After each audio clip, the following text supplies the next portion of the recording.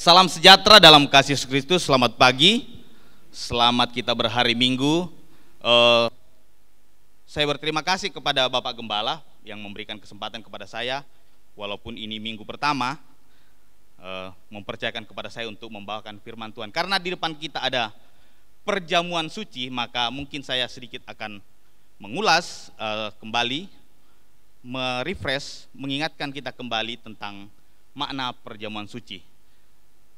Nah, mari kita membuka Alkitab kita dan kita menemui pembacaan kita di dalam 1 Korintus 11 ayat 17 sampai 34. Ya, karena pembacaan kita agak panjang, kita duduk saja dengan penuh rasa hormat dan cermat. Semua sudah menemukan? Mari kita membaca dengan seksama dan saya yang akan membacakan, Bapak Ibu memperhatikan. Ayat 17. Dalam peraturan-peraturan yang berikut, aku tidak dapat memuji kamu sebab pertemuan-pertemuanmu tidak mendatangkan kebaikan tetapi mendatangkan keburukan. Sebab pertama-tama aku mendengar bahwa apabila kamu berkumpul sebagai jemaat, ada perpecahan di antara kamu. Dan hal itu sedikit banyak aku percaya. Sebab di antara kamu harus ada perpecahan, supaya nyata nanti siapakah di antara kamu yang tahan uji. Apabila kamu berkumpul, kamu bukanlah berkumpul untuk makan perjamuan Tuhan. Sebab pada perjamuan itu tiap-tiap orang memakan dulu makanannya sendiri, sehingga yang seorang lapar dan yang lain mabuk. Apakah kamu tidak mempunyai rumah sendiri untuk makan, dan seterusnya. Kemudian ayat 23, sebab apa yang telah kuteruskan kepadamu aku terima dari Tuhan, yaitu bahwa Tuhan Yesus pada waktu malam ia diserahkan mengambil roti, dan sesudah ia mengucapkan syukur di atasnya, ia memecah-mecahkannya dan berkata, inilah tubuhku yang diserahkan bagi kamu, perbuatlah ini menjadi peringatan akan aku.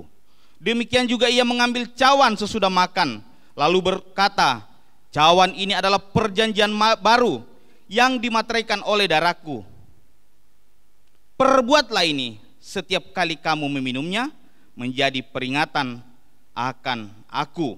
Sebab setiap kali kamu makan roti ini dan minum cawan ini, kamu memberitakan kematian Tuhan sampai ia datang.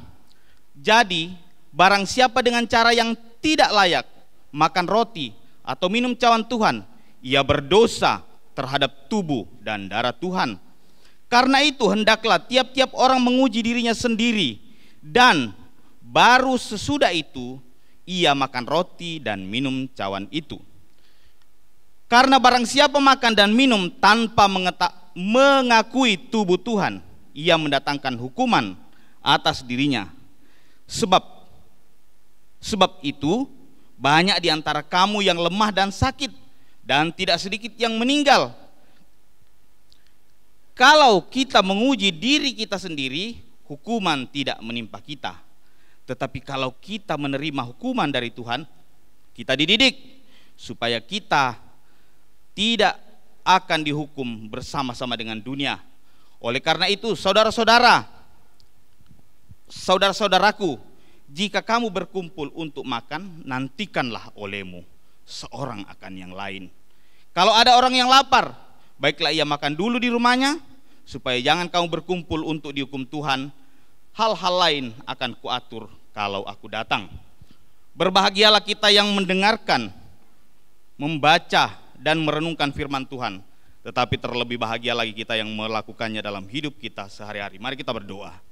Kami bersyukur ya Tuhan, bahwa firman-Mu telah ditaburkan, firman-Mu telah kami baca. Berikan hikmat dan akal budi kepada kami di dalam tuntunan kuat kuasa Roh Kudus-Mu, sehingga apa yang kami bicarakan pagi hari ini adalah benar-benar maksud Tuhan kitab ini ditulis. Ampuni kami jika ada penafsiran kami yang tidak berkenan, tidak bersesuaian dengan kehendak-Mu. Di dalam nama Bapa dan Putra dan Roh Kudus, Trinitas yang Esa, kami berdoa. Amin. Baik, Kalau kita membaca suratan-suratan Paulus atau kitab-kitab Paulus, itu kitab Paulus biasa juga disebut kitab-kitab kasuistik. Jadi Paulus menjawab pertanyaan jemaat-jemaat berdasarkan kasus per kasus. Ya. Mungkin juga Paulus tidak berencana sebelumnya bahwa surat ini akan dikanonisasi menjadi Alkitab. Tetapi ketika ada pertanyaan umat dari Korintus, Filipi, Galatia, Efesus, itu kemudian dia menjawab dengan surat. Karena pada waktu itu Alkitab model kita sekarang ini belum ada. Jadi berita Injil itu hanya diberitakan dari mulut ke mulut. Ya, itu latar belakangnya. Nah, Korintus ini bukan Yahudi, daerah Yahudi. Ya, Korintus ini bukan daerah Yahudi. Pertanyaan jemaat kepada Korintus itu kira-kira sekitar tahun 55-56 Masehi. Secara tradisional kita mengetahui bahwa Yesus dihukum pada tahun 33 Masehi. Ya. Kalau mundur kira-kira 5 tahun begitu ya. Jadi jarak antara kematian Yesus memberi pesan supaya perjamuan suci dilakukan sampai kepada tertulisnya 1 Korintus itu kurang lebih 20 tahun. Mungkin demikian juga dengan praktek perjamuan kudus ini ya. Tapi lebih netralnya kita mengatakan perjamuan Tuhan ya. Karena ada perjamuan kudus, perjamuan suci dan lain-lain. Tapi dalam kitab ini dikatakan perjamuan Tuhan. Nah, praktek perjamuan Tuhan ini yang dipesankan mungkin oleh Paulus ketika pertama dia datang menginjili mereka, itu sudah mereka lupa karena tidak ada catatan-catatan gitu ya, tidak ada literatur. Jadi ada kekacauan pelaksanaan di dalam jemaat Korintus. Lalu diajukanlah pertanyaan, ada apa dengan perjamuan ini? Kemudian dijawab oleh Paulus dalam ayat 23, 24, 25 itu, ini loh yang Yesus bilang waktu dia mau disalibkan. Nah, jadi pada waktu itu di Korintus ada kebiasaan perjamuan Tuhan ini yang menyimpang, yakni bahwa orang pada egois, ya, bahasa sehari-harinya. Orang pada egois, jadi memakan bekalnya sendiri-sendiri, lalu mengabaikan yang lain, ya, seperti itu, mengabaikan yang lain. Nanti kita ulas tentang itu. Nah, perjamuan Tuhan atau perjamuan kudus itu asalnya dari perayaan Paskah Yahudi. Itu dulu ya, perayaan Paskah Yahudi. Jadi Yesus sebagai orang Yahudi melakukan perjamuan sebelum dia disalibkan itu karena merayakan terbebaskannya orang Israel dari penjajahan Mesir di bawah Firaun yang dipimpin oleh Musa, gitu ya. Nah, ketika kita merayakan Paskah, yang ada hidangan standar itu tentunya adalah domba Paskah. Yang kedua adalah roti tidak beragi sebagai makanan pokok mereka. Yang ketiga adalah anggur. Ya, anggur tidak ada runutan sejarahnya, tetapi anggur, ada ahli yang mengatakan bahwa kenapa anggur menjadi minuman sehari-hari mereka, karena di Israel waktu itu anggur lebih mudah didapatkan daripada air bersih. Jadi ketika orang makan itu ada anggurnya, ya. Jadi bukan seperti kita sekarang ini bahwa anggur wine itu mungkin ada pesta atau memang naturnya adalah pemabuk maka ada anggur di mejanya. Tetapi minuman anggur adalah minuman pokok atau minuman sehari-hari, ya. Nah, tradisi ini dilakukan oleh Yesus juga tetapi lalu diberi makna yang lain. Ya, diberi makna yang lain bahwa kalau kamu melakukannya kemudian, perbuatlah ini menjadi apa? Peringatan akan daku. Jadi sudah diberi tambahan makna. Saya tidak bilang diberi penyimpangan makna, diberi tambahan makna. Di samping memperingati kebesaran Tuhan akan pertolongannya terhadap Israel, diberi tambahan makna, yakni memperingati kematian dan kebangkitan Kristus. Nah, lalu diberi lagi tambahan makna oleh Paulus, yakni kesatuan tubuh Tuhan. Ya, kesatuan tubuh Kristus. Nah, ada kebiasaan di Korintus bahwa kalau kita dijamu orang makan, mungkin setelah saya juga, makanya saya gemuk begini ya, silahkan jamu saya makan dan Bapak Ibu akan melihat saya menghormati makanan Bapak Ibu dengan cara menghabiskannya. Nah, di Korintus ada kebiasaan itu, bahwa seorang tuan rumah akan merasa kita hormati apabila kita makan habis makanannya, minum habis minumannya, maaf bicara, lalu sampai muntah-muntah. Itu sejarah Korintus.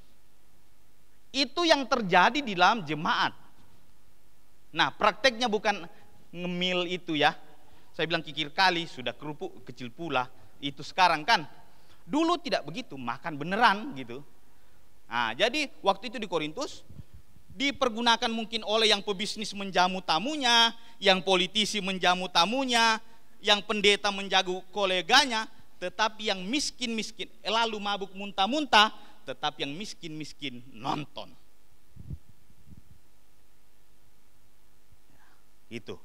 Itu latar belakang 1 Korintus.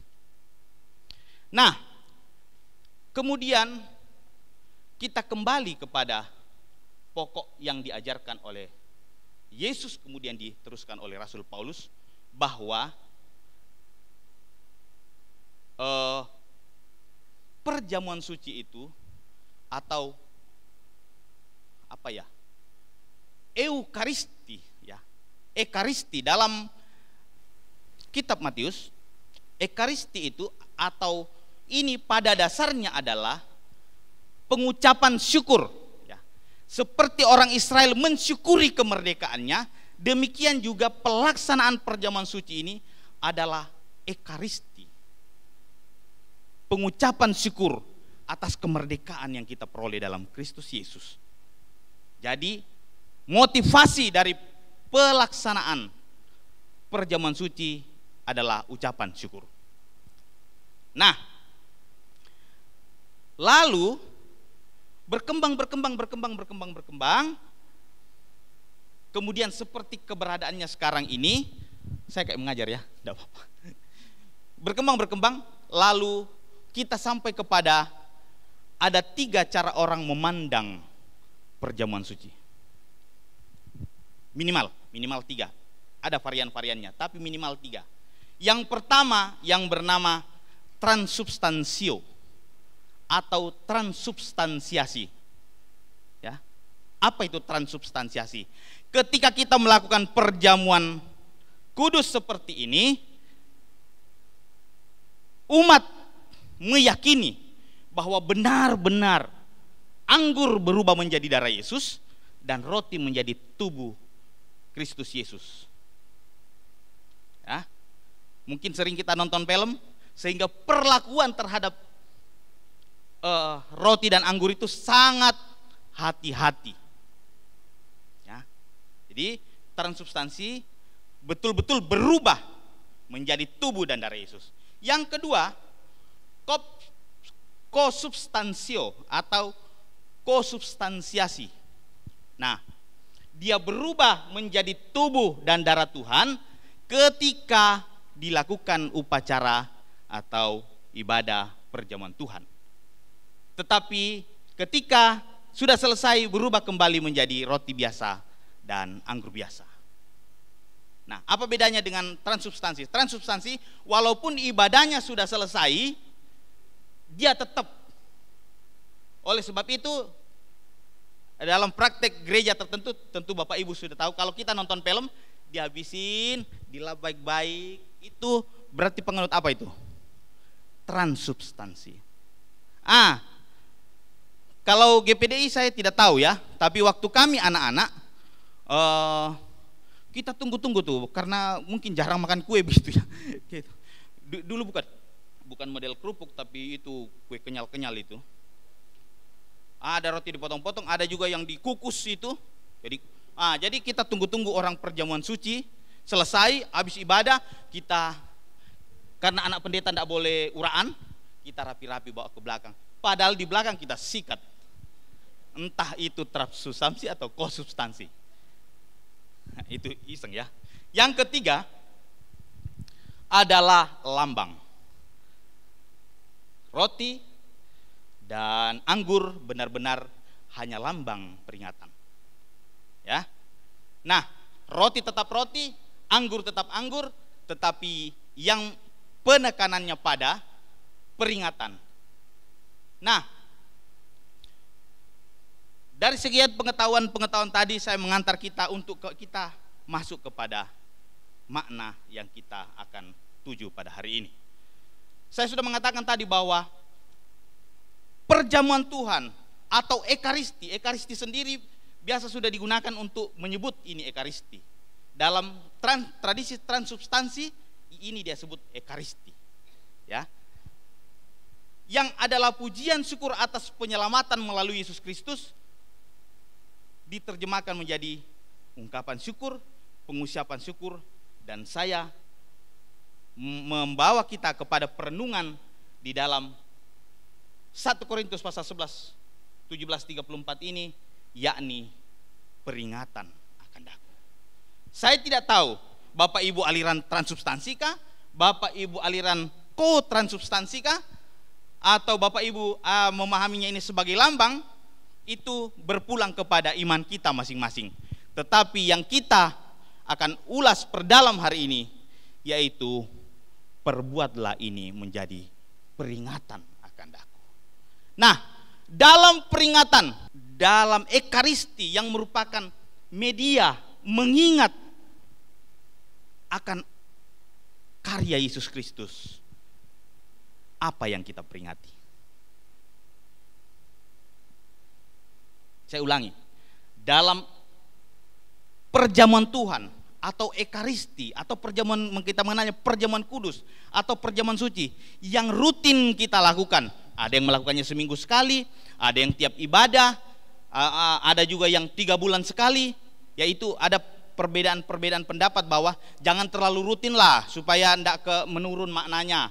Ada tidak, setiap kali kita ibadah harus. Jadi dalam praktik itu berbeda-beda. Kita memakluminya seperti itu. Nah, mungkin dalam praktek juga kita berbeda-beda. Di sini sebulan sekali ya, tiap minggu. Di sini tiap minggu. Kalau GPDI kebanyakan sebulan sekali. Ada lagi gereja di Makassar ini yang tiap kali ibadah, biar Biston juga tetap perjamuan suci. Gitu. Tetapi apalah gunanya kita mengulang-ulang, atau apalah gunanya kita nunggu waktu untuk menunggu pemaknaan yang dalam, tetapi kita tidak memahami mengapa kita harus mengingatnya setiap saat. Yang kita peringati adalah yang pertama, kasih setia Tuhan yang abadi. Pertama, kasih setianya yang abadi, sustainable, ya, dari waktu ke waktu, kontinuitasnya tidak terputus dari zaman ke zaman. Sejak kejatuhan Adam dan Hawa ke dalam dosa sampai sekarang, manusia bergumul dengan naturnya yang berdosa. Benar tidak? Kecenderungan kita adalah keberdosaan. Jadi kalau tidak berdosa, tidak kecenderungannya keberdosaan, itu yang aneh. Kalau berdosa, itulah naturnya. Itu manusia. Ya. Sehingga Paulus pun seorang rasul besar mengakuinya bahwa dalam Roma 17 ayat 18-19, sebab aku tahu bahwa di dalam aku, dan selanjutnya, tidak ada sesuatu yang baik, bukan apa yang kukendaki, yaitu yang kuperbuat, melainkan apa yang tidak kukendaki, yang aku perbuat, yaitu yang jahat. Jadi natur manusia selalu pengen atau selalu kecenderungannya adalah berdosa. Nah, tetapi melalui perjamuan kudus kita mengingat bahwa ini adalah rangkaian anugerah Allah. Ini adalah rangkaian rahmat Allah. Ini adalah rangkaian hadiah yang seharusnya tidak layak kita terima. Tapi dari waktu ke waktu Allah membersamai manusia untuk menyelamatkannya. Peristiwa Taman Eden, udah telanjang dia, tapi Allah datang, pakai baju kok. Peristiwa apa lagi? Nuh, setengah dunianya nggak benar. Bukan setengah dunianya, hampir seluruh dunia tinggal keluarga Nuh. Tetapi dia masih menyelamatkan untuk generasi berikut. Allah hadir di dalam kesablengan Israel dengan memberikan anugerah yang disebut Taurat. Taurat itu bukan beban, Taurat itu anugerah. Ini loh, tali yang disebut anugerah. Kalau kamu bisa lompatin, selamat loh. Tuh, pintu anugerah melalui Taurat. Tetapi toh juga kita tidak kuat karena mencapai kekudusan Allah ini sesuatu yang mustahil, ya. Nah, sejarah penebusan sampai kepada penebusan di atas kayu salib. Jadi ketika kita melakukan ekaristi, melakukan perjamuan suci, benar Tuhan bahwa kasih setiamu abadi. Benar Tuhan bahwa rahmat-Mu abadi. Ya. Roma 5 ayat 8 mengatakan, Allah menunjukkan kasih-Nya kepada kita oleh karena Kristus telah mati untuk kita ketika kita masih berdosa. Saya hafal banget ayat-ayat ini. Ayat-ayat ini yang dicekokin oleh Dedi di sini ke kami waktu di sini. Roma, anugerah Allah. Ya benar dan amin. Amin Bapak Ibu Saudara-saudara. Allah menunjukkan kasih setianya kepada Bapak Ibu Anda sekalian ketika Anda masih berdosa. Demikian juga ketika kita jatuh ke dalam keberdosaan. Bukan Allah permisif, tidak. Tetapi ada anugerah Allah yang merangkul kita. Ya. Secepatnya kita sadar, ini bukan natur saya telah ditebus. Secepatnya itu juga kita mentas dari keberdosaan kita.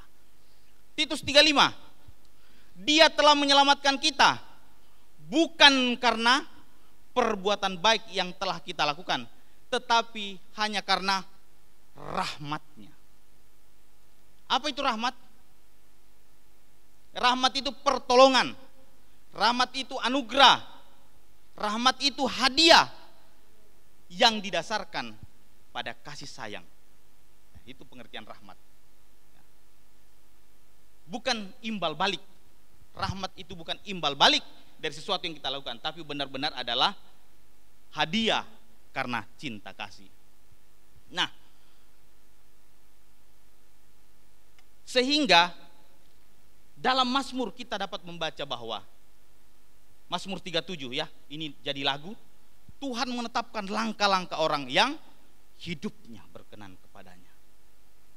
Apabila ia jatuh, bukan tidak mungkin ia jatuh, tetapi apabila ia jatuh, ya natur kita adalah keberdosaan. Kita harus akui itu.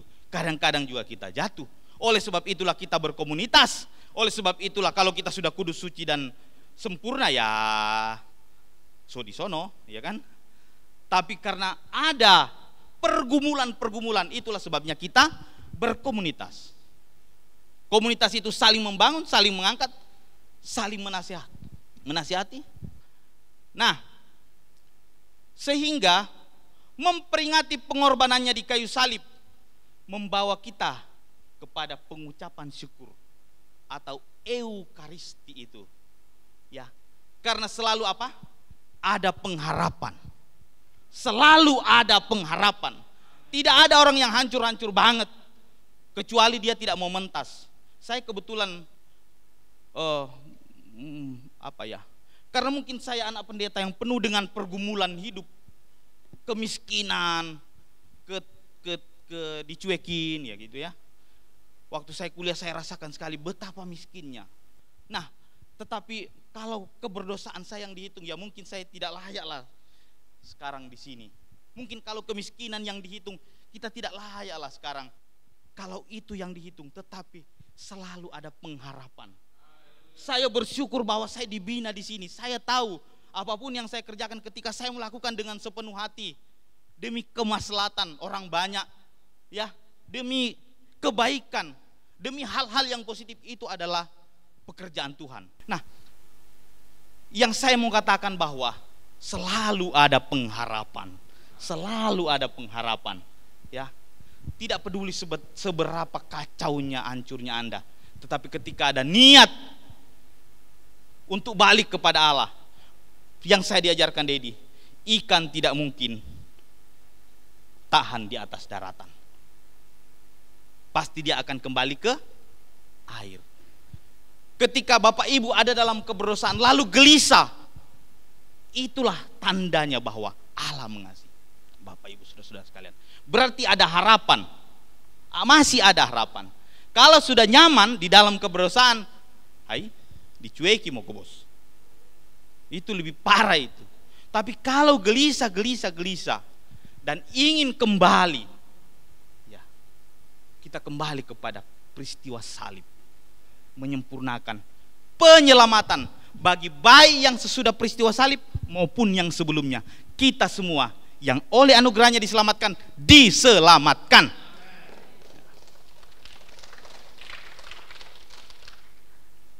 Dalam kelemahan-kelemahan kita, Dia setia dan kasih setianya abadi. Yang kedua, dalam peringatan ini, ya,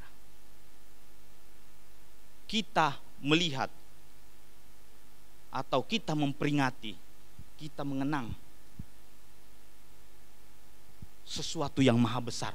Kalau sesosok kecil, ya, sesuatu yang maha besar yang disebut Allah. Maha besar.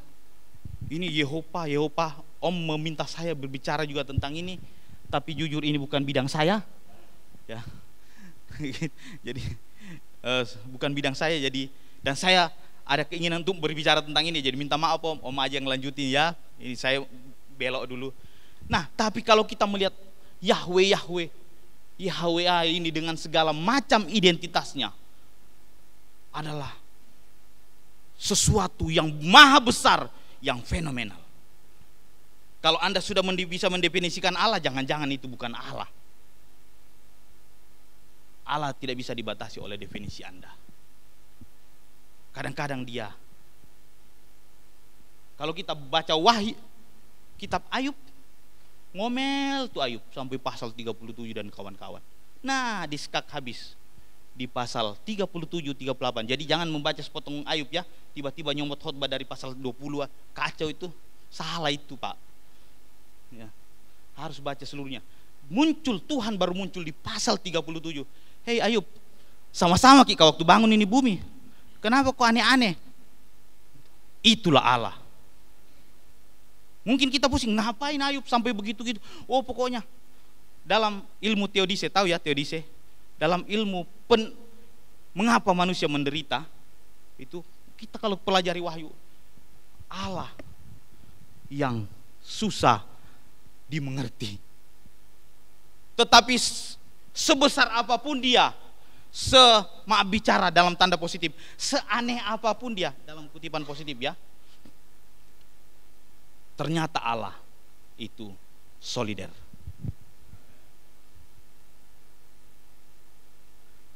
Yang kita peringati menurut bacaan kita adalah bahwa ada sesosok Allah yang solider, memiliki rasa solidaritas yang tinggi.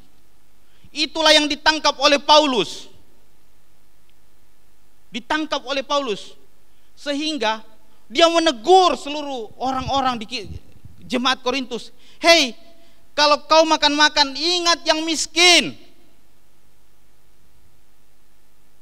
Kadang-kadang orang salah membaca ini.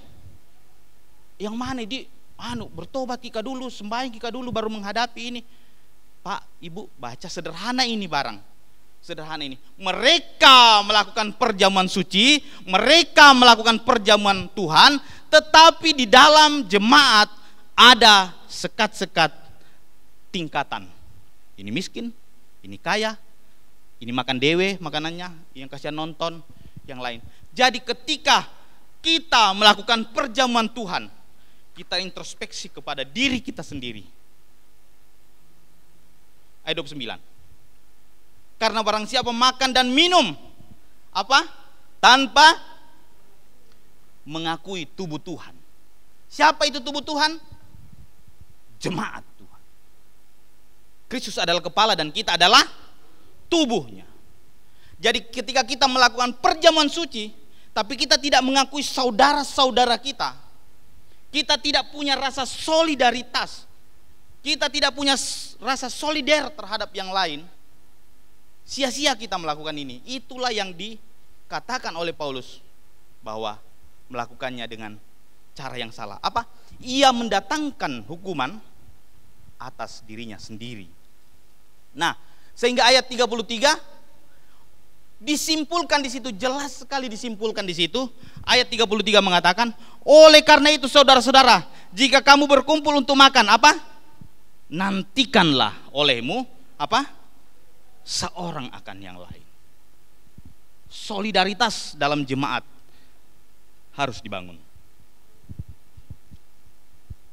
Mengapa? Saya lagi merenung-renungkan, iya ya, kalau gua punya jemaat besar nanti, bagaimana kalau setiap perayaan Ekaristi itu mungkin kita kumpul-kumpul sesuatu dan kita memperhatikan yang miskin. Setelah perjamuan suci ini makan di ruangan, ada tongkodong nabawa oma-oma usia lanjut yang sudah pensiun, yang sudah ditinggal anak-anaknya pulang, sebagai rasa solidaritas kita. Sebagai rasa solidaritas kita, implementasi dari pelaksanaan Eukaristik. Pengucapan syukur kita harus memiliki tanda, bukan hanya kepada kita, tapi apa yang keluar dari kita. Apa buktinya kau mengucap syukur? Toh juga masuknya ke kau, tidak ada yang keluar. Allah yang solider, ya.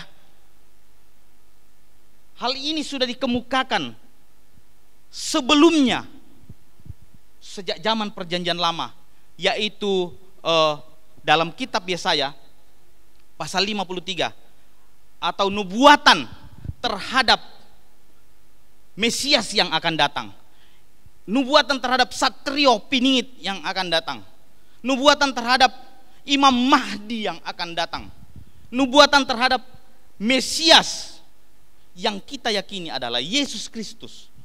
Yesaya sudah mengatakan bahwa sesungguhnya apa? Yesaya 53, penyakit kitalah yang ditanggungnya. Ini ayat hafalan. Apa ya? Kesengsaraan kitalah yang dipikulnya. Kita mengira dia kena tulah, dipukul dan ditindas Allah, padahal sesungguhnya penyakit kitalah yang ditanggungnya. Ya. Jadi kita menemui Allah yang solider di dalam Yesus Kristus.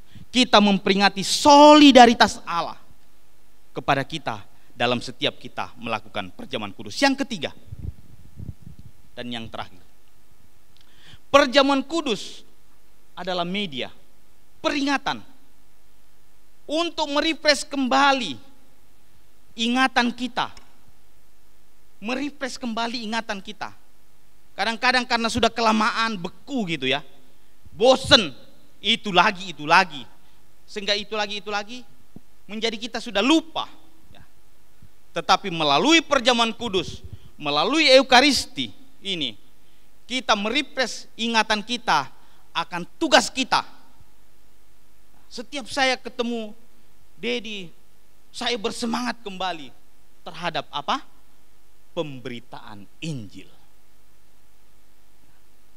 Jadi perjamuan kudus merefresh ingatan kita untuk tugas kita, yaitu pemberitaan Injil. 1 Korintus tadi ayat 26. Sebab setiap kali kamu makan roti dan minum cawan, kamu apa? Memberitakan kematian Tuhan sampai Ia datang.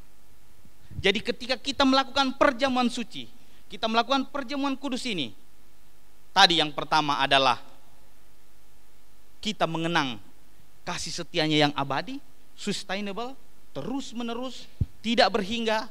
Yang kedua, kita memperingati bahwa ada loh Allah yang luar biasa tetapi solider, mengingatkan kita untuk solidaritas, membangun solidaritas di antara jemaat. Yang ketiga, merefresh kembali ingatan kita untuk pemberitaan Injil, pemberitaan kematian Tuhan yang terus menerus.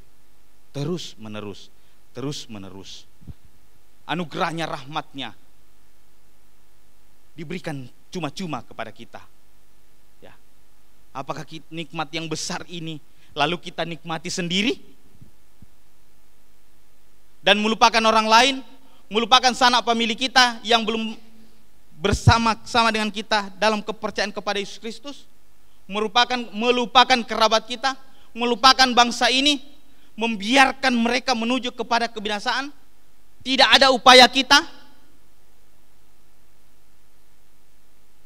Kalau tiap minggu Ekaristi dilakukan di sini, berarti tiap minggu kita merefresh kembali tugas kita mengenai apa?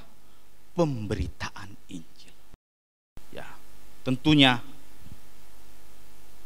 kadang-kadang kita lalai, tentunya kadang-kadang kita lupa ya tentang tugas pemberitaan Injil.